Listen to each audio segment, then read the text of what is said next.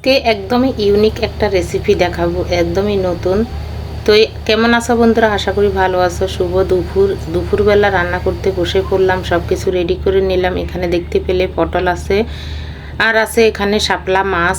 এটা হচ্ছে বাটা মাছ, বড় সাইজের গুলা। তো এর আগে এবার বাটা মাছ দুই রকমের নিয়ে আসছে, একটা হচ্ছে বড় সাইজের আর একটা নদীর বাটা যেটা বলে সেটা। তো আমার এই এত ঝাল লাগতেছে। তো কেন ঝাল লাগতেছে, হঠাৎ এই বুক ব্যথা করতেছে, এই গ্যাস্ট্রিকের সমস্যা। তো গ্যাস্ট্রিকের ওষুধও ঘরে ছিল না, যে কি করে এই গ্যাস কমাবো। তো পরে লং আছে না, লং দুইটা চাবিয়ে একদম জল দিয়ে গিলে খেলাম, সেই জন্য এত ঝাল লাগতেছে। তো প্রথমে মাছের মাথাগুলো ভেজে নিলাম, মাছের মাথা ভেজে তো এখানে মাছগুলো ভেজে নিতেছি।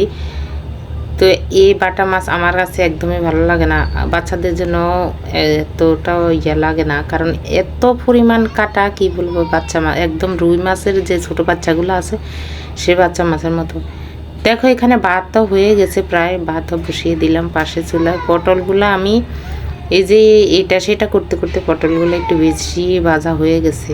তো যে রান্নাটা আজকে বলতেছি, যে এই বাটা মাছ দিয়ে রান্নাটা করতেছি, আর পটল সঙ্গে কিন্তু শাপলাও দেব। তো অনেকে দেখলাম আমি শাপলা দিয়ে মাছ দিয়ে রান্না করতেছে। তো আজকে দেখাই যাক আমি রান্না করব, খেতে কেমন হয় সেটা কিন্তু আমি তোমাদেরকে এখনই বলে দেব।